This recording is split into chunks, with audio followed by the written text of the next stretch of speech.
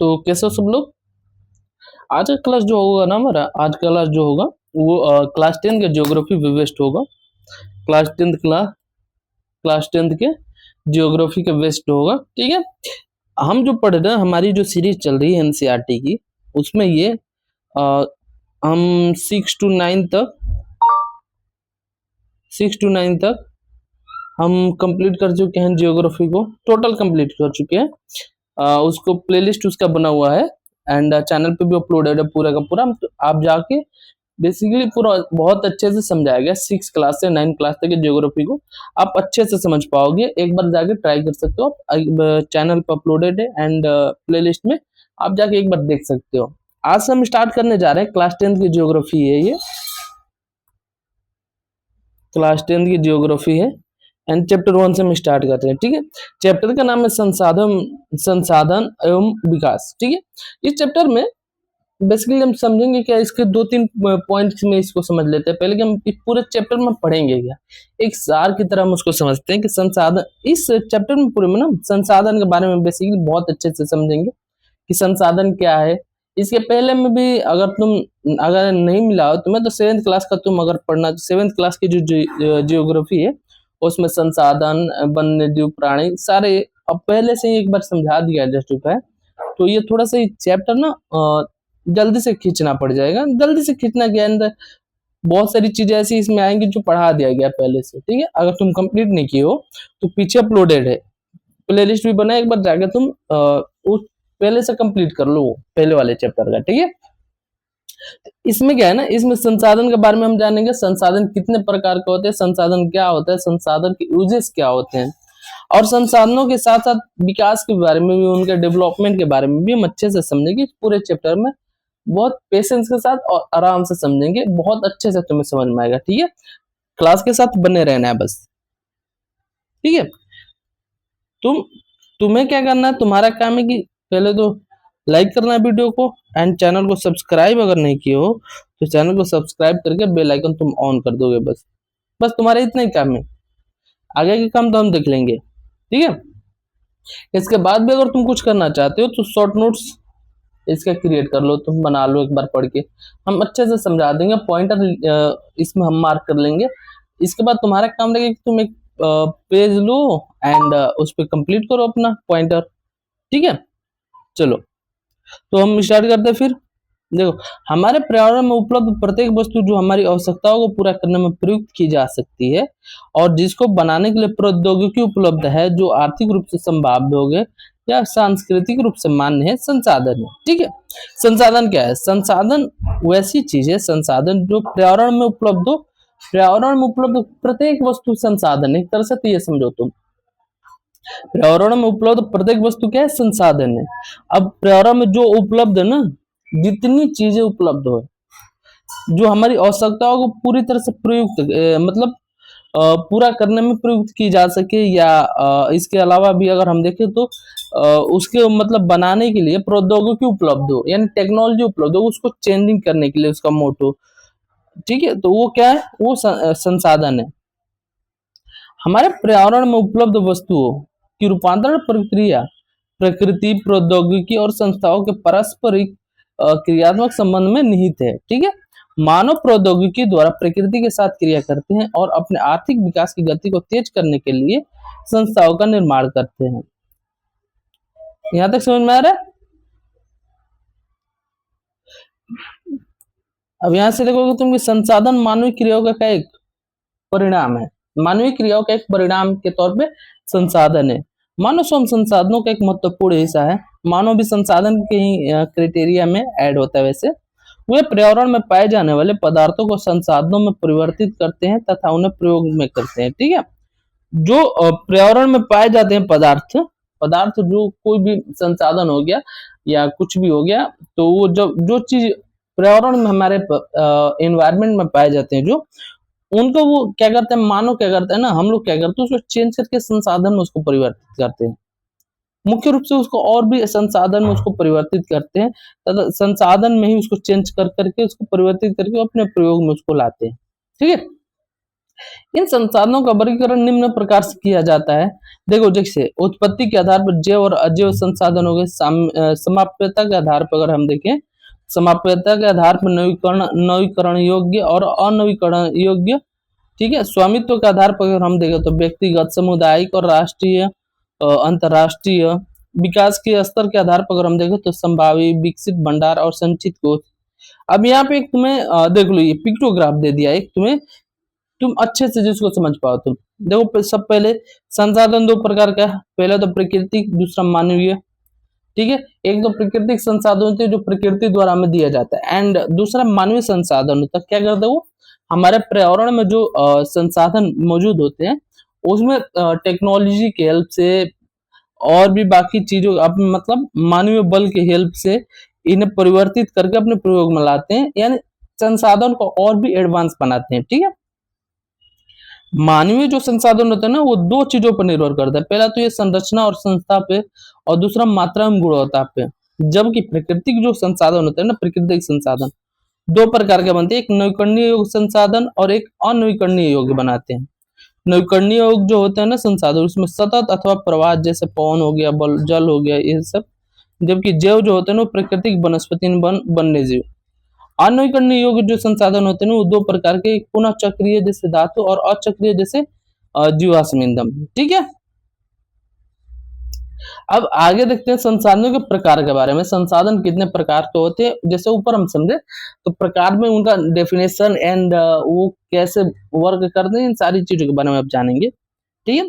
संसाधन अगर उत्पत्ति के आधार पर देखें ना तो दो प्रकार के होते हैं, जैसे जैव संसाधन हो गया और अजैव संसाधन। जैव संसाधन क्या है, इन संसाधनों की प्राप्ति जीव मंडल से होती है, इसमें जीवन व्याप्त है। जैव संसाधन होते हैं ना जो जैव संसाधन होते हैं, इन संसाधनों की प्राप्ति जीव मंडल से होती है, ठीक है। जैव संसाधनों की प्राप्ति जीव मंडल से होती है और इनमें जीवन व्याप्त होता है। उदाहरण के स्वरूप अगर हम देखें तो मनुष्य हो गया, वनस्पति जात हो गया, प्राणी जात हो गया, मत्स्य जीवन हो गया, पशुधन हो गया आदि, ठीक है। अब दूसरा हमारा क्या, दूसरा अजैव संसाधन। अजैव संसाधन क्या होते हैं, जो निर्जीव वस्तुओं से बने होते हैं। वैसे संसाधन जो कि जिनमें जीवन व्याप्त हो, जैव संसाधन, जो निर्जीव हो वो अजैव संसाधन, ठीक है। उदाहरण के स्वरूप पे चट्टाने हो गई, धातु हो गई, ये सारी चीजें। अब नेक्स्ट पॉइंट हम देख रहे हैं समाप्यता के आधार पर अगर हम देखें, समाप्यता के आधार पे तो एक है नवीकरण योग्य संसाधन। यानी नवीकरण योग्य संसाधन कहने का क्या मतलब होता है इसका, नवीकरण योग्य संसाधन वे संसाधन होते हैं जिन्हें भौतिक, रासायनिक या यांत्रिक प्रक्रियाओं द्वारा नवीकृत या पुनः उत्पन्न किया जा सकता है, ठीक है।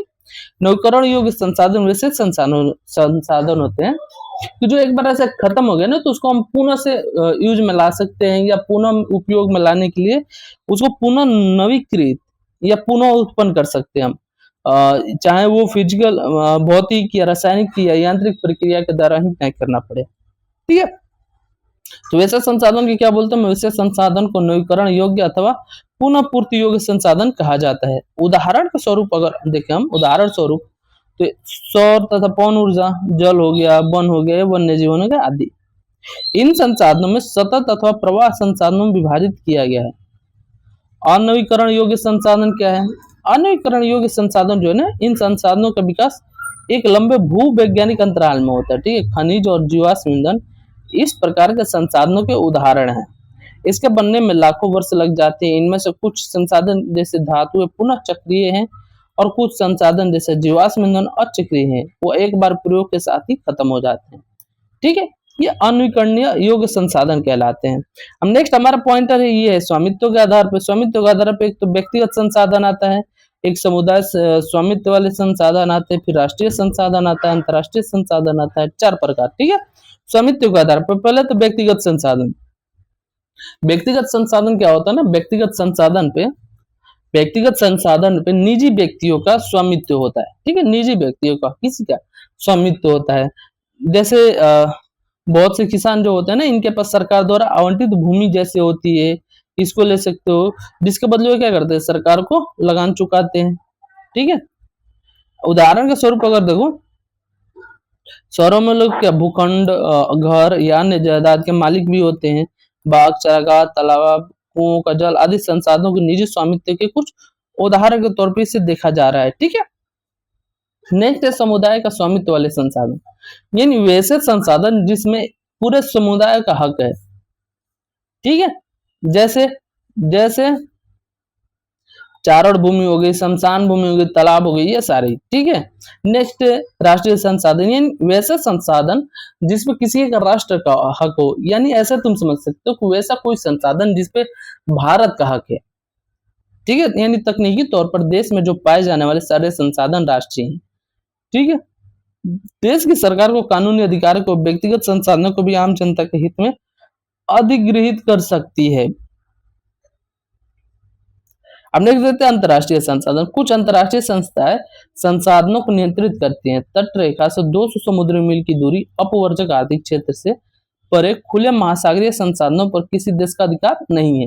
इन संसाधनों को अंतर्राष्ट्रीय संस्थाओं की सहमति के बिना उपयोग नहीं किया जा सकता है। अब नेक्स्ट पॉइंटर है हमारा विकास के स्तर के आधार पे संसाधन के प्रकार। संभावित संसाधन, विकसित संसाधन। संभावित संसाधन क्या है? संभावित संसाधन यह वे संसाधन है जो किसी प्रदेश में विद्यमान होते हैं। ठीक है, संभावित संसाधन। संभावित मतलब क्या है? संभावित मतलब ऐसा समझ सकते हो संभावना हो, वैसे संसाधनों से क्या संभावना हो, यानी संभावित जो संसाधन होते हैं ना, यह वे संसाधन होते हैं जो किसी प्रदेश में क्या होते हैं, विद्यमान होते हैं, परंतु इनके उपयोग नहीं किया गया है। ठीक है, संभावना है। जैसे मान ली कि दिल्ली में, मान लो दिल्ली में एक कोई खेत देखा गया एंड वहां पर बोला गया कि इसके नीचे बहुत भारी मात्रा में कोयला है। संभावना है, ये अभी निकाला नहीं गया, लेकिन हाँ संभावना किया जा रही है यहाँ पे मिल सकता है हमें। ठीक है, उदाहरण के तौर पर जैसे देख लो कि भारत के पश्चिमी भाग विशेषकर राजस्थान हो गया या गुजरात में पवन और सौर ऊर्जा संसाधनों की अपार संभावना है, परंतु इनका सही ढंग से विकास नहीं हुआ है। ठीक है, चलो विकसित संसाधन। विकसित संसाधन वैसे संसाधन थे जिनका सर्वेक्षण हो गया, ये किया जा चुका है और उनके उपयोग की गुणवत्ता और मात्रा को निर्धारित की जा चुकी है। विकसित संसाधन कहलाते हैं ये। संसाधनों का विकास जो होगा ना, प्रौद्योगिकी और उनकी संभाव्यता का स्तर पर निर्भर करता है। ठीक है, भंडार, संचित कोष। भंडार क्या है? पर्यावरण में उपलब्ध हुए पदार्थ जो मानव की आवश्यकताओं को पूर्ति करते हैं परंतु उपयुक्त प्रौद्योगिकी के अभाव में उसकी पहुंच से बाहर है, भंडार में शामिल है। ठीक है, किसी भी भंडार का मतलब क्या है? भंडार का ऐसा चीज है कि पहला तो भंडार का मतलब कि एक जगह पर पूरा का पूरा वो जो संसाधन है वो प्रकृति द्वारा पर्यावरण में हमारे पास उपलब्ध है, वो पूरा संसाधन वो। ठीक है, लेकिन जो कि मनुष्य की जो मानव की जो आवश्यकता है उसकी पूर्ति वो कर सकता है, लेकिन जो टेक्नोलॉजी है ना, टेक्नोलॉजी की लो क्वालिटी होना, ये टेक्नोलॉजी नहीं होने की वजह से, अभाव होने की वजह से हम उसके पास नहीं पहुंच पा रहे हैं। तो वो सारी चीज कहाँ शामिल है? जहाँ जिस एरिया में कैद है या शामिल है उसे भंडारण कहा जाता है, भंडार कहा जाता है। ठीक है, उदाहरण के लिए अगर हम देखें कि जल दो गैसों जैसे हाइड्रोजन ऑक्सीजन के यौगिक हैं। हाइड्रोजन ऊर्जा का मुख्य स्रोत बन सकता है, परंतु इस उद्देश्य से इसका प्रयोग करने के लिए हमारे पास एक उन्नत तकनीकी ज्ञान नहीं है अभी। ठीक है, अब नेक्स्ट संचित कोष। यह संसाधन भंडार का ही हिस्सा है जिसे उपलब्ध तकनीकी ज्ञान की सहायता से प्रयोग में लाया जा सकता है, परंतु इनका उपयोग अभी आरंभ नहीं हुआ है। संचित कोष का है?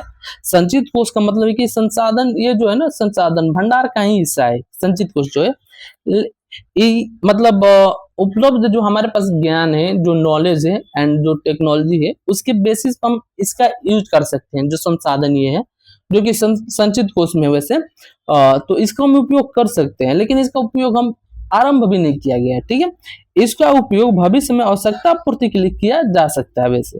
ठीक है, अब नेक्स्ट पॉइंट देखें हम, अगर संसाधनों के विकास के बारे में अगर हम जाने संसाधनों का विकास क्या है, तो संसाधन जिस प्रकार मनुष्य के जीवन यापन के लिए अति आवश्यक है, उसी प्रकार जीवन की गुणवत्ता बनाए रखने के लिए भी महत्वपूर्ण है। ठीक है, ऐसा विश्वास किया जाता था कि संसाधन जो है प्रकृति की देन है, परिणाम स्वरूप मानव ने इनका अंधाधुंध उपयोग किया जिससे निम्नलिखित मुख्य समस्या पैदा होगी। तो संसाधनों के विकास के बारे में एक चीज तो अच्छे से समझ लो तुम। संसाधन जो है ना वो मनुष्य के जीवन यापन के लिए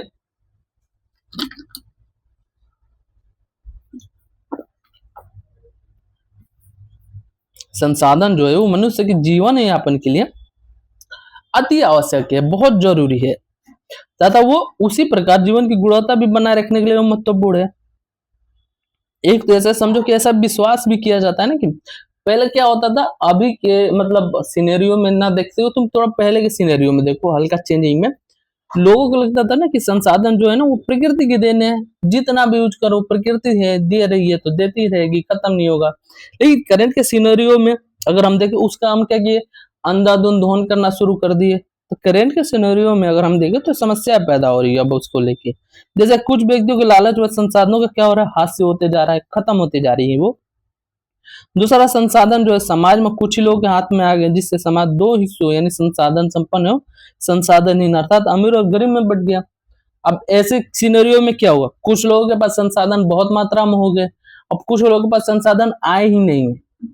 तो जो हमारा समाज है ना, जो सोसाइटी है, वो दो हिस्सों में बट गया है। एक तो ऐसे हो गए हैं जिनके पास संसाधन है, जैसे अमीर और गरीब का एक सिनेरियो समझ सकते हो। अमीर के पास गाड़ी भी है, फोन है, अच्छा बंगलो है, खाने पीने की हर चीज की सुविधा है। लेकिन एक गरीब जो तबका है ना, उनके पास इस चीज की पहुंच नहीं है। ठीक है, तो हमारा जो समाज है ना वो दो अलग अलग डिफरेंट हो गया है। अब आगे देखिए, अगर हम संसाधनों के अंधाधुंध शोषण से वैश्विक परिस्थिति संकट भी पैदा हो गई है।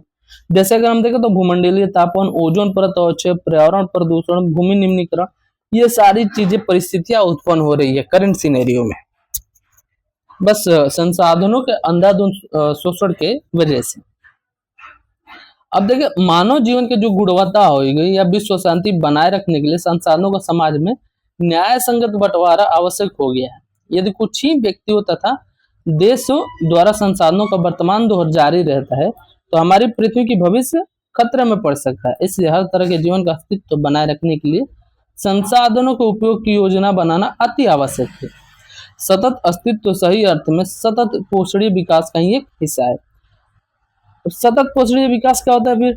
सतत पोषणीय विकास जो होती है, सतत पोषणीय आर्थिक विकास का अर्थ है कि विकास पर्यावरण को बिना नुकसान पहुंचाए हो और वर्तमान विकास की प्रक्रिया भविष्य की पीढ़ियों की आवश्यकता की अवहेलना न करे। ठीक है, सतत पोषणीय विकास उसे हम बोलेंगे, सतत पोषणीय विकास उसे हम बोलेंगे कि वैसा विकास हो जो कि पर्यावरण को भी नुकसान न पहुंचाए और वर्तमान की जो विकास की प्रक्रिया है, इसके साथ ही साथ जो वर्तमान की विकास की जो प्रक्रिया है वो भविष्य की पीढ़ियों की जो आवश्यकता है उसको भी छीने ना, ये उसकी अवहेलना भी ना करे। ये सतत पोषणीय विकास के अंतर्गत आता है। अब इसके लिए रियो डी जेनेरियो में पृथ्वी सम्मेलन हुआ था 1992 में, 1992 में। इसमें क्या किया गया था, इसमें 100 से भी अधिक राष्ट्राध्यक्ष ब्राजील के शहर रियो डी जेनेरो के प्रथम अंतर्राष्ट्रीय पृथ्वी सम्मेलन में क्या हुए, एकत्रित हुए थे। इस सम्मेलन का आयोजन किया गया था विश्व स्तर पर उभरते पर्यावरण संरक्षण को लेकर और सामाजिक आर्थिक विकास की समस्याओं को हल ढूंढने के लिए किया गया था। इसके अलावा इसमें क्या कहते, सम्मेलन में एकत्रित नेताओं ने भूमंडलीय जलवायु के परिवर्तन और जैविक विविधता पर एक घोषणा पत्र पर हस्ताक्षर किया था, जिसमें भूमंडलीय वन सिद्धांत यानी फॉरेस्ट प्रिंसिपल पर सहमति जताई गई थी। सतत पोषण के लिए एजेंडा 21 की स्वीकृति भी इसमें प्रदान की थी। कब रियो डी जेनेरो का पृथ्वी सम्मेलन, फर्स्ट एवर पृथ्वी सम्मेलन ही था, अर्थ समिट 1992 में। इसमें एजेंडा 21 लाया गया था। एजेंडा 21 क्या था, एजेंडा 21 ये घोषणा करता है कि 1992 में संयुक्त राष्ट्र पर्यावरण और विकास सम्मेलन यानी अंकेड यूएनसीडी के तत्वाधान में राष्ट्राध्यक्षों की स्वीकृति किया था। एजेंडा 21 का जो उद्देश्य है ना, उद्देश्य इसका भूमंडलीय सतत पोषणीय विकास को हासिल करना है तथा एजेंडा जो 21 है ये कार्य सूची है जिसका उद्देश्य क्या है, समान हितों, पारस्परिक आवश्यकता और सम्मिलित जिम्मेदारियों के अनुसार विश्व सहयोग के द्वारा पर्यावरणीय क्षति, गरीबी और रोगों से निपटना है तथा इसका मुख्य उद्देश्य जो है प्रत्येक स्थानीय निकाय अपना स्थानीय एजेंडा 21 तैयार भी करेंगे, इसके मतलब जो मेन है। अब नेक्स्ट पॉइंट हम देखते हैं संसाधन के नियोजन के बारे में समझेंगे। संसाधन का नियोजन कैसे किया जाता है एंड कैसे किया जाना चाहिए, इस पर हम चर्चा करेंगे थोड़ा। देखो, संसाधनों की उपलब्धता में बहुत अधिक विविधता है हमारे देश में, ठीक है, लेकिन यहाँ ऐसे भी प्रदेश है जहाँ एक तरह के संसाधनों की प्रचुरता है बहुत ज्यादा, परंतु दूसरे तरह के संसाधनों की बहुत कमी है। कुछ ऐसे प्रदेश भी है जो संसाधनों की उपलब्धता के संदर्भ में आत्मनिर्भर भी है और कुछ ऐसे भी प्रदेश हैं जहां महत्वपूर्ण संसाधनों की अत्यधिक कमी है अगर उदाहरण के स्वरूप पे हम देखें तो झारखंड हो गया, मध्य प्रदेश हो गया, छत्तीसगढ़ हो गया, ये ऐसे प्रांत है जहाँ खनिज और कोयले के प्रचुर भंडार है। लेकिन अरुणाचल प्रदेश में जल संसाधन प्रचुर मात्रा में पाए जाते हैं, परंतु मूल विकास की कमी है। ठीक है। राजस्थान में अगर हम देखें तो राजस्थान में पवन और सौर ऊर्जा संसाधनों बहुत आयत में है, लेकिन यहाँ पे जल संसाधन की कमी है। लद्दाख के अगर क्षेत्र में जा रहे हैं हम, लद्दाख के शीत मरुस्थल वाले क्षेत्र में ये अलग थलग पड़ा हुआ है पूरा। ठीक है। तो कहने का ये मतलब है कि बहुत से ऐसे जगह है ना जहाँ पे एक ही जो होता है ना, एक ही संसाधन प्रचुर मात्रा में उपलब्ध है। दूसरे जगह एक जगह ऐसे भी है कि दूसरा मतलब वहां पे है ही नहीं, एक जगह बहुत कम है। तो ये ऐसे डिफरेंस क्रिएट किया गया, डिफरेंस से समझ सकते हो सिनेरियो से। ठीक है। यह प्रदेश सांस्कृतिक विरासत का क्या है, धनी है, परंतु यहाँ जल हो गया, आधारभूत और संरचना हो गया तथा कुछ महत्वपूर्ण खनिजों की कमी है। इसलिए राष्ट्रीय हो गया, प्रांतीय, प्रादेशिक और स्थानीय स्तर पर संतुलित संसाधन नियोजन की आवश्यकता है। भारत में जो संसाधन नियोजन कैसे, संसाधन नियोजन एक जटिल प्रक्रिया है भारत में, जिसमें से निम्नलिखित सोपान है। जैसे देश के विभिन्न प्रदेशों में संसाधनों की पहचान कर उनकी तालिका बनाना, इस कार्य में क्षेत्रीय सर्वेक्षण मानचित्र बनाना, संसाधनों का गुणात्मक और मात्रात्मक अनुमान लगाना, मापन करना। भारत में जो संसाधन का नियोजन क्या करना जो है ना, भारत में संसाधन का नियोजन एक जटिल प्रक्रिया है। इसमें जो कुछ पॉइंटर दिया गया है, इसमें जो है ना कुछ प्रक्रिया शामिल होती है। जैसे कि अगर संसाधन का नियोजन करना है ना, तो इसमें क्या किया जाएगा, पहले तो संसाधनों की पहचान करो, उसकी तालिका बनाओ, एक ग्रुप क्रिएट करो तथा क्षेत्रीय सर्वेक्षण के माध्यम से मानचित्र बनाओ। संसाधनों जो संसाधन मतलब वहां पे हैं उनकी पहचान करके उनके गुण क्या है, उनके मात्रा किस मात्रा में वहां पे, ये सारी चीजों का मापन करो तथा संसाधन के विकास की योजनाएं वहां लागू करो। वहां पे टेक्नोलॉजी, कौशल, संस्थागत नियोजन ढांचा, ये सारी चीजें वहां तैयार करो। ठीक है। स्वाधीनता के बाद भारत में संसाधन नियोजन के उद्देश्य पूर्ति के लिए प्रथम पंचवर्षीय योजना से प्रयास किया गया है। ठीक है। अब नेक्स्ट पॉइंटर पर हम चलते हैं। नेक्स्ट पॉइंटर में कि किसी क्षेत्र के विकास के लिए संसाधनों की उपलब्धता एक आवश्यक शर्त है। ठीक है। किसी भी देश के या किसी भी क्षेत्र के जो अगर तुम विकास करना चाहते हो तो उसके विकास के लिए एक प्रमुख शर्त के तौर पे क्या है, वहां की संसाधनों की उपलब्धता एक आवश्यक शर्त के रूप में उपलब्ध होनी चाहिए। कि अगर किसी भी क्षेत्र में संसाधन अच्छे से उपलब्ध हैं तो उस क्षेत्र में विकास बहुत अच्छे से होगा। लेकिन यही चीज अगर वहां पे कम हुए, तो संसाधन कम उपलब्ध हुए, तो फिर क्या होगा, वहां पे विकास बहुत कम ही होगा, बहुत धीरे होगा। हम नेक्स्ट में पॉइंट देखते हैं। हम नेक्स्ट पॉइंट हमारा संसाधनों का संरक्षण। संसाधन किसी भी तरह के विकास में महत्वपूर्ण भूमिका निभाते हैं। ठीक है। परंतु संसाधनों के विवेकहीन उपभोग और अति उपयोग के कारण कई सामाजिक, आर्थिक और पर्यावरणीय समस्याएं पैदा हो सकती है। इन समस्याओं से बचाव के लिए विभिन्न स्तरों पर संसाधनों का संरक्षण क्या है, आवश्यक है। भूतकाल से संसाधनों का संरक्षण बहुत से नेताओं और चिंतकों द्वारा के लिए चिंता का विषय रहा है। उदाहरण के रूप में अगर हम देखें तो गांधी जी ने संसाधनों के संरक्षण पर अपनी चिंता इन शब्दों में व्यक्त किए थे। जैसे हमारे पास हर व्यक्ति की आवश्यकता पूर्ति के लिए बहुत कुछ है, लेकिन किसी के लालच की संतुष्टि के लिए नहीं। अर्थात हमारे पास पेट भरने के लिए तो बहुत है, लेकिन पेट ही भरने के लिए नहीं है। ठीक है। ये महात्मा गांधी जी के कुछ वक्तव्य है। महात्मा गांधी जी ने बोला था संसाधन के संरक्षण पे लेके कि हमारे पास जो है ना, हमारे पास बहुत सारे संसाधन है, बहुत चीजें उपलब्ध है, लेकिन ये आवश्यकता की पूर्ति के लिए होनी चाहिए, आवश्यकता की पूर्ति के लिए है, लेकिन किसी के लालच ही बड़ा पड़ा है कि हम ही को मिले। उदाहरण के तौर पर अगर तुम समझो कि कोई व्यक्ति है जो 2 रोटी में खा सक पेट भर जाता है उसका, वो 2 रोटी खा ले तो उसके लिए हमारे पास है संसाधन, लेकिन वो 2 रोटी खाएगा, फिर 2 रोटी लेके जाएगा, 2 ऐसे करके मतलब 4-5 रोटी अपने पास रखना चाहता है। किसी की लालच या संतुष्टि के लिए हमारे पास संसाधन नहीं, बल्कि किसी की आवश्यकता को पूर्ति करने के लिए हमारे पास बहुत कुछ है। ठीक है। यानी हमारे पास पेट भरने के लिए तो बहुत कुछ है, लेकिन पेट ही भरने के लिए हमारे पास नहीं है कुछ। ठीक है। स्वार्थी व्यक्ति तथा आधुनिक प्रौद्योगिकी की सृजनात्मक प्रवृत्ति जिम्मेदार है। वे अत्यधिक उत्पादन के विरुद्ध थे और इसके स्थान पर अधिक बड़े जन समुदाय द्वारा उत्पादन के पक्षधर भी थे।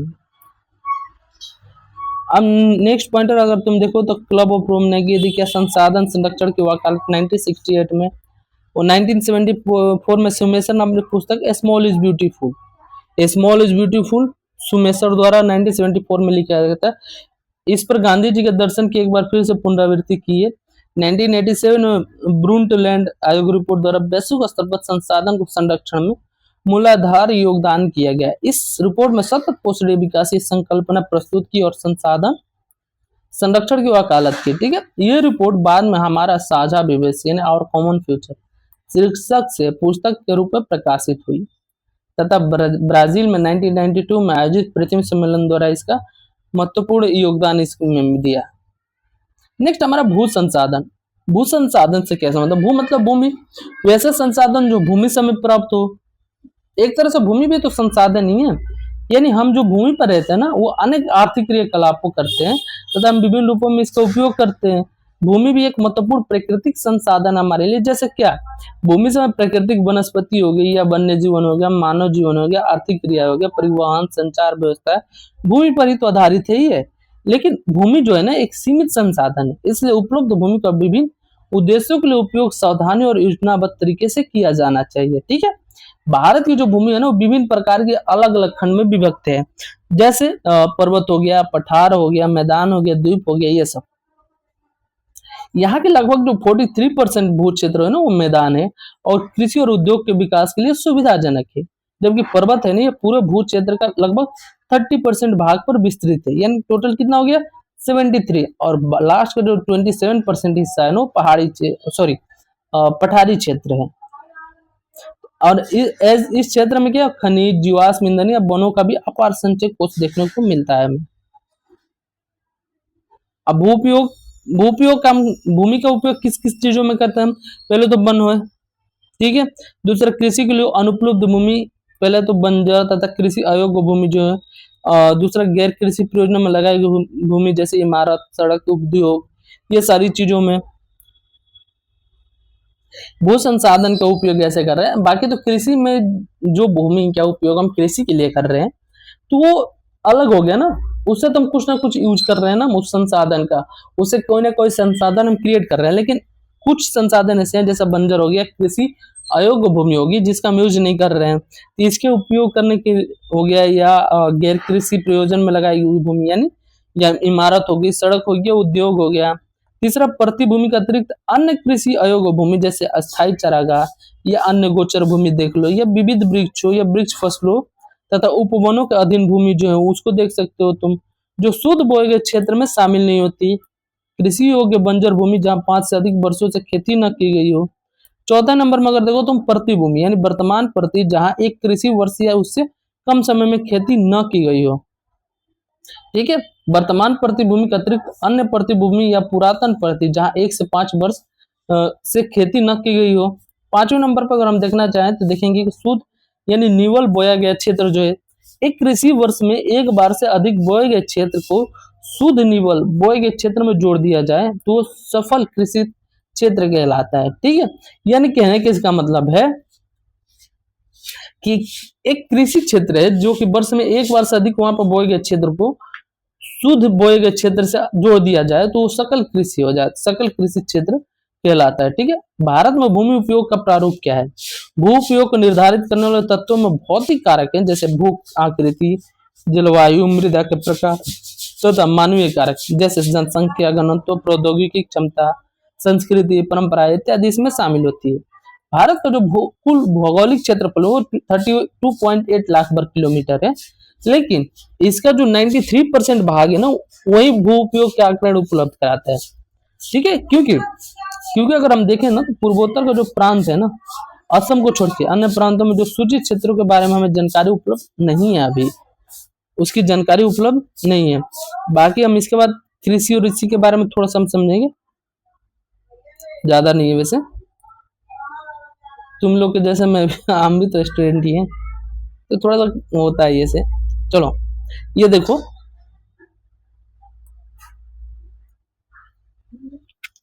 अब ऐसे अगर देखना चाहे तो हम देखो फसल उगाने के लिए कृषि की लागत बहुत ज्यादा होती है, अतः इस भूमि में 2 या 3 वर्षों में 1 या 2 बार में ही बोया जाता है।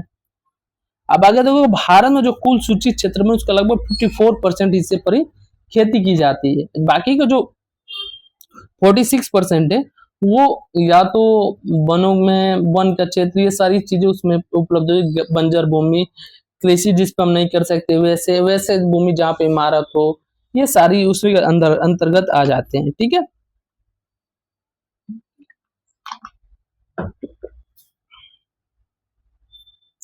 पंजाब और हरियाणा में लगभग 80% भूमि पर खेती होती है, परंतु अरुणाचल प्रदेश में चले जाओ, मिजोरम चले जाओ, मणिपुर चले जाओ, अंडमान निकोबार द्वीप समूह है, यहाँ पे 10% से भी कम क्षेत्र में ये बोया जाता है, यानी खेती होती है यहाँ पे। ठीक है,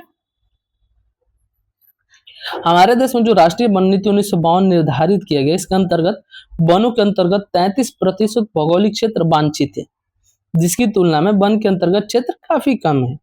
ठीक है, बाकी भू निम्नीकरण और संरक्षण के उपाय के बारे में जानने पर हम, भूमि एक संसाधन है जिसका उपयोग हमारे पूर्वज करते। भू निम्नीकरण यानी इसका भूमि का उपयोग करेगी। ठीक है, लेकिन भोजन, मकान का भी मूल आवश्यकता को 95% भाग भूमि से ही प्राप्त करते हैं हम। इस समय भारत में लगभग 13 करोड़ हेक्टेयर भूमि निम्नीकृत है। इनमें से लगभग 28% भूमि निम्नीकृत वनों के अंतर्गत आते हैं। देखो, ये जो पॉइंटर है ना, ये पॉइंटर इतना इंपॉर्टेंट नहीं हमें लग रहा, क्योंकि इतना डेटा दिया ना, डेटा इतना हमें नहीं जानना होता है। हाँ, यहाँ हमें मिल गया कुछ पॉइंट की जी। मृदा संसाधन के बारे में हम जानेंगे एंड मृदाओं का वर्गीकरण, ये सारी चीजें थोड़ा सा इंपॉर्टेंट हो जाएगी। एग्रीकल्चर वाले सेक्शन में हम धीरे धीरे इंटरफेरेंस करेंगे, थोड़ा थोड़ा एग्रीकल्चर वाले सेक्शन का हम समझेंगे। तो देखो, मिट्टी अथवा मृदा सबसे महत्वपूर्ण नवीकरण योग्य प्राकृतिक संसाधन है। नवीकरण योग्य संसाधन है जो मृदा संसाधन है, ये पौधों के विकास का माध्यम है जो पृथ्वी पर विभिन्न प्रकार के जीवों का क्या करती है, पोषण करती है। मृदा एक जीवंत तंत्र है, कुछ सेंटीमीटर गहरी मृदा बनने में लाखों वर्ष लग जाते हैं। मृदा बनने की प्रक्रिया में उच्चावच हो गया, जनक सेल हो गया, संस्तर सेल हो गए, जलवायु हो गई, वनस्पति हो गई तथा अन्य जो जैव पदार्थ होते हैं, इनका समय मुख्य कारक है। प्रकृति के अनेक तत्व जैसे तापमान परिवर्तन या बहते जल की क्रिया, पवन हो गया, हिम नदी हो गया, या अपघटन की क्रियाएं होगी, ये मृदा बनने की प्रक्रिया में क्या योगदान देते हैं। मृदा में होने वाले रासायनिक और जैविक परिवर्तन भी महत्वपूर्ण है। मृदा जो ह्यूमस और अजैव दोनों प्रकार का पदार्थों से बनती है। मृदा बनने की प्रक्रिया को निर्धारित करने वाले तत्वों को उनके रंग हो गया, गहराई होगी, गठन हो गई, आयु हो गई, वो रासायनिक और भौतिक गुणों के आधार पर भारत की मृदाओं के निम्नलिखित प्रकार है। मृदाओं के वर्गीकरण के बारे में हम जाने तो मृदा के जो वर्गीकरण किया जाता है तो अनेक प्रकारों पर ये निर्भर होता है, जैसे उच्चावच वहाँ की भू आकृतियां होगी, जलवायु होगी, वनस्पतियां होगी, इन पे ये निर्भर करती है। जैसे जलोढ़ मृदा के देख लें हम, जलोढ़ मृदा क्या है, ये मृदा विस्तृत रूप से फैली हुई है और यह देश की एक महत्वपूर्ण मृदा है। ठीक है, वास्तव में संपूर्ण उत्तरी मैदान जलोढ़ मृदा से बना है। संपूर्ण जो उत्तरी मैदान है ना इंडिया का, वो जलोढ़ मृदा से बना हुआ है। यह मृदा है हिमालय के 3 महत्वपूर्ण नदी तंत्रों, जो जलोढ़ मृदा है वो हिमालय के 3 नदी तंत्रों, गंगा होगी, सिंधु होगी और ब्रह्मपुत्र नदियों द्वारा लाए गए निक्षेपों से बनी हुई है। और ये संकरे गलियारे द्वारा मृदाएं राजस्थान और गुजरात तक फैली हुई है। ठीक है, पूर्वी तटीय मैदान हो गए या विशेषकर वैसे क्षेत्र जहां पर महानदी, गोदावरी, कृष्णा और कावेरी नदियों के डेल्टे वाले क्षेत्र में जलोढ़ मृदा भी से ही बने हुए हो। ठीक है, जलोढ़ मृदा में रेत हो गई, सिल्ट और मृतिका के विभिन्न अनुपात पाए जाते हैं। जैसे हम नदी के मुहाने से घाटी की ऊपर की ओर जाते हैं, मृदा के कणों का आकार क्या होता है, बढ़ता जाता है। मृदा के कणों का आकार बढ़ता चला जाता है। ठीक है, नदी घाटी के ऊपरी भाग में जैसे ढाल भंग के समीप मोटे कण वाली मृदाएं पाई जाती है। ऐसी मृदाएं पर्वतों के तलहटी पर बने मैदानों जैसे द्वार, चो क्षेत्र और तराई में आमतौर पर पाई जाती है। ठीक है, कणों के आकार या घटकों के अलावा मृदाओं की पहचान उसकी आयु से भी होती है। जैसे आयु के आधार पर जलोढ़ मृदा 2 प्रकार की होती है। पहले एक जो जलोढ़ मृदा पुरानी होती है, पुरानी जलोढ़ मृदा जो होती है उसको बांगर कहा जाता है, जबकि नई जलोढ़ मृदा को खादर कहा जाता है। बांगर मृदा में कंकड़ ग्रंथियों की मात्रा ज्यादा होती है, जबकि खादर मृदा में बांगर मृदा की तुलना में ज्यादा महीन कण पाए जाते हैं। ठीक है, जलोढ़ मृदा क्या होती है, उपजाऊ होती है और अधिकतर जलोढ़ मृदाओं में पोटास, फास्फोरस और चूना युक्त होती है। ये जो कि जलोढ़ मृदाओं को गन्ना हो गया, चावल हो गया, गेहूं हो गया तथा अन्य अनाजों जैसे दलहन फसलों को खेती के लिए उपयुक्त बनाती है। और जलोढ़ मृदा अधिक उपजाऊपन के कारण जलोढ़ मृदा वाले क्षेत्रों में गहन कृषि की जाती है और यहाँ की जनसंख्या घनत्व भी अधिक है। सूखे क्षेत्रों की मृदाएं अधिक क्षारीय होती है। इन मृदाओं का सही उपचार और सिंचाई करके इनकी पैदावार बढ़ाई जाती है। ठीक है। दूसरा मृदा हमारी काली मिट्टी, काली मृदा। काली मृदा का जो रंग होता है ना, काला होता है, नाम से पता चला वैसे। और इसे रेगुर मृदा भी कहा जाता है। काली मृदा जो होती है ना, कपास की खेती के लिए उपयुक्त यानी उचित समझी जाती है, इसलिए इसे काली कपास मृदा के नाम से भी जाना जाता है। ये माना जाता है ना कि जलवायु और जनक सेलों में काली मृदा का बनने का महत्वपूर्ण योगदान दिया हुआ है। और काली मृदा जो है ना, ये मृदाएं मुख्यतः दक्कन के पठार बेसाल्ट वाले क्षेत्र में और उत्तर पश्चिमी भागों में पाई जाती है। ठीक है। ये मृदाएं लगभग अगर हम देखें, अगर राज्यवार देखें तो महाराष्ट्र हो गया, सौराष्ट्र हो गया, मालवा हो गया, मध्य प्रदेश हो गया, छत्तीसगढ़ के पठारों में ये पाई जाती है जो काली मृदा होती है। और दक्षिण पूर्वी दिशा में गोदावरी और कृष्णा नदियों की घाटियों तक ये फैली हुई है। काली मृदा जो होती है ना, इसके बहुत महीन कण होते हैं, अर्थात मृतिका से ये बनी हुई होती है। इसकी नमी धारण करने की जो क्षमता होती है ना, बहुत होती है। और इसके अलावा ये मृदा जो है ना, कैल्शियम कार्बोनेट, मैग्नीशियम, पोटास और चूने जैसे पौष्टिक तत्वों से परिपूर्ण होती हैं। परंतु इनमें जो फास्फोरस की मात्रा कम होती है। गर्म और शुष्क मौसम में इन मृदाओं में गहरी दरारें पड़ जाती है, जिससे इनमें अच्छी तरह की वायु मिश्रण हो जाता है। गीली होने पर ये मृदाएं चिपचिपी हो जाती हैं और इन पर जोतना मुश्किल हो जाता है। ठीक है। नेक्स्ट मृदा हमारी लाल और पीली मृदा। लाल मृदा जो है ना, दक्कन पठार के पूर्वी और दक्षिणी हिस्सों में रवेदार आग्नेय चट्टानों पर कम वर्षा वाले भागों में विकसित हुई है। लाल और पीली जो मृदा होती है ना, वो मुख्य रूप से उड़ीसा हो गया, छत्तीसगढ़ हो गया, मध्य गंगा के मैदान में हो गया के दक्षिणी छोर पर और पश्चिमी घाट के पहाड़ी पद पर पाई जाती है। ठीक है। इन मृदाओं का रंग का लाल रंग रवेदार आग्नेय और उपांतरिक चट्टानों में लौह धातु के प्रसार के कारण होता है और इनका पीला रंग इनमें जलायोजन के कारण होता है। अब नेक्स्ट हम देखते हैं लेटेराइट मृदा। लेटेराइट मृदा क्या होती है? लेटेराइट मृदा के बारे में जानेंगे। लेटेराइट शब्द जो है ना, वो ग्रीक भाषा के शब्द लेटर से आया हुआ है, जिसका अर्थ क्या होता है? ईट। यानी लेटेराइट मृदा का निर्माण जो होता है ना, वो उष्णकटिबंधीय तथा उपोष्ण कटिबंधीय जलवायु क्षेत्रों में आर्द्र तथा शुष्क ऋतुओं के एक के बाद एक आने के कारण होता है। ठीक है। लेटेराइट मृदा जो होती है ना, भारी वर्षा के अत्यधिक निच्छालन लीचिंग का परिणाम है। लेटेराइट मृदा अधिकतर गहरी तथा अम्लीय होती है, यानी इसकी पीएच वैल्यू जो होती है ना, 6.0 से भी कम होती है। इसमें सामान्यतः पौधों के पोषक तत्वों की कमी होती है। ये अधिकतर दक्षिणी राज्यों जैसे महाराष्ट्र के पश्चिमी घाट क्षेत्रों, उड़ीसा हो गया, पश्चिम बंगाल के कुछ भागों तथा उत्तर पूर्वी प्रदेशों में पाई जाती है। ठीक है। लेटेराइट मृदा, जहां इस मिट्टी में पर्णपाती और सदाबहार वन मिलते हैं, वहां इसमें ह्यूमस पर्याप्त मात्रा में पाया जाता है, लेकिन विरल संपत्ति और अर्धशुष्क पर्यावरण में से ह्यूमस की मात्रा कम पाई जाती है। ठीक है। अब ये लास्ट हमारा वैसे सॉरी, स्थल रूपों की उनकी स्थिति के अनुसार अप्रदान भूमि निम्नीकरण की संभावना बढ़ती रहती है। इसमें मुख्य रूप से नहीं, इन मृदाओं में लेटेराइट मृदाओं को कर्नाटक हो गया, केरल हो गया, तमिलनाडु में चाय कॉफी उगाई जाती है। इसमें तमिलनाडु, आंध्र प्रदेश और केरल की लाल लेटेराइट मृदा काजू की फसल के लिए भी अत्यधिक उपयुक्त होती है। नेक्स्ट है हमारी मृदा मरुस्थलीय मृदा। मरुस्थलीय मृदाओं का रंग क्या होता है? लाल और भूरा ही होता है। ठीक है। ये मृदा आमतौर पर रेतीली और लवणीय होती है, यानी कुछ क्षेत्रों में जो नमक की मात्रा होता है ना, इतनी अधिक होती है कि झीलों से जल वाष्पीकृत करके खाने के नमक भी बनाया जाता है। यहाँ पे इतने नमक मतलब लवणीय होती है कहीं पे। शुष्क जलवायु और उच्च तापमान के कारण जल वाष्पन दर यहाँ की क्या होती है? अधिक होती है और मृदाओं में ह्यूमस और नमी की मात्रा कम होती है। मृदा की सतह के नीचे कैल्शियम की मात्रा बढ़ती चली जाती है और नीचे की परतों में चूने के कंकड़ की सतह पाई जाती है। इसके कारण मृदा में जल अंतःस्यंदन यानी इन्फिल्ट्रेशन अवरुद्ध हो जाता है। इस मृदा को सही तरीके से सिंचित करके कृषि योग्य बनाया जा सकता है, जैसा कि पश्चिमी राजस्थान में भी किया जा रहा है। ठीक है। नेक्स्ट है वन मृदा।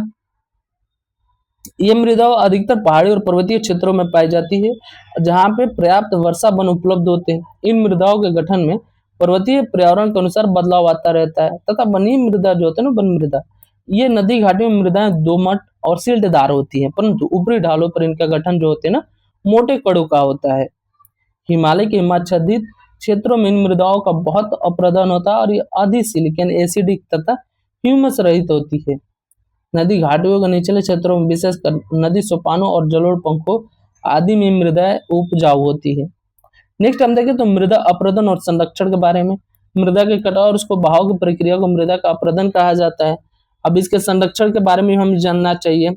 जैसे मृदा के बनने और अपरदन की क्रिया आमतौर पर साथ साथ ही चलती है और दोनों में संतुलन रहता है, यानी एक जगह से मृदा का अपरदन हो रहा है, दूसरे तरफ से मृदा बनते जा रही है उतनी ही मात्रा में।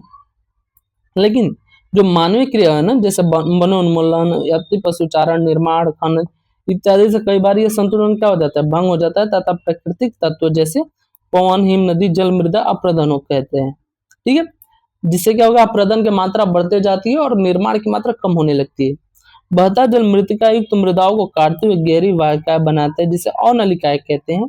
ऐसी भूमि जोतने योग्य नहीं रहती, इसे उत्खाद भूमि यानी बैडलैंड कहते हैं। चंबल का जो बेसिन है, इसमें ऐसी भूमि का खड़ भूमि कहा जाता है। कई बार जल विस्तृत क्षेत्र को ढके बिना ढाल के साथ नीचे की ओर बहता है। ऐसी स्थिति में इस क्षेत्र को ऊपरी मृदा घुलकर जल के साथ बहती है, जिसे चादर अपरदन है, सीट इरोजन कहा जाता है। पवनदारा मैदान अथवा ढालू क्षेत्र में मृदा को उड़ा ले जाने की प्रक्रिया को पवन अपरदन कहा जाता है। कृषि के गलत तरीकों से भी मृदा अपरदन होता है। गलत ढंग से हल चलाने से, जैसे ढाल पर ऊपर से नीचे की ओर हल चलाने से वाहिकाएं बन जाती है, जिसके अंदर से बहता पानी आसानी से मृदा की कटाव करता है। ठीक है, ये वही चीज है। भारत में जो पर्यावरण की दशा है ना, बहुत अभी तो ठीक ठाक है, लेकिन धीरे धीरे ये डैमेज होते जा दिख रही है वैसे। ठीक है, अब ये क्वेश्चन आंसर जो दिया ना, ये सॉल्व कर लो तुम। सॉल्व करके अगर जो सॉल्व नहीं हो रहा उसका सेम वही कि तुम हमें कमेंट में बताओ। और अभी तक अगर लाइक नहीं हो तो लाइक करके वीडियो को अगर हो सके तो शेयर भी कर दो अपने दोस्तों में कि उनके भी हेल्प हो जाए। और चैनल को सब्सक्राइब करना नहीं भूलना है। हम 200 सब्सक्राइबर कब साइड जा रहे हैं, 1000 सब्सक्राइबर के करीब पहुंच रहे हैं हम अब। ये रोड टू 1 के जैसा तुम लोग वीडियो देखते होगे, इसके तरफ हम। ठीक है, तो सब्सक्राइब करके बेल आइकन, ये मान लो ये बेल आइकन है, इसको तुम प्रेस जरूर कर देना ताकि वीडियो जब अपलोडेड हो। सुबह में 10 बजे हमारा वीडियो एक अपलोड होता है, यानी लाइव क्लास चलता है। वैसे ही ये द हिंदू का करंट अफेयर है, द हिंदू करंट अफेयर सुबह में 10 बजे होता है। एंड उसके जस्ट बाद एक निचोड़ इसका शॉर्ट्स के माध्यम से तुम्हें मिल जाता है। ठीक है, वैसे ही इसके साथ में होगा रात को 8 बजे, अगर तुम जुड़ रहे हो रात को 8 बजे हमारा दूसरा वीडियो अपलोड होता है। ये एनसीईआरटी का एनसीईआरटी सेक्शन चलता है। इसके अपलोड होने के एंड प्रीमियर होने के जस्ट बाद कुछ टाइम बाद एक शॉर्ट्स के माध्यम से इसका रिवीजन भी कराने का काम किया जा रहा है हमें। ठीक है, तो मिलते हैं फिर हम नेक्स्ट क्लास में। तब तक क्लास कंप्लीट करो एंड नोट्स भी रेडी करने का ट्राई करो इसका। ठीक है, मिलते हैं फिर हम नेक्स्ट क्लास में। वैसे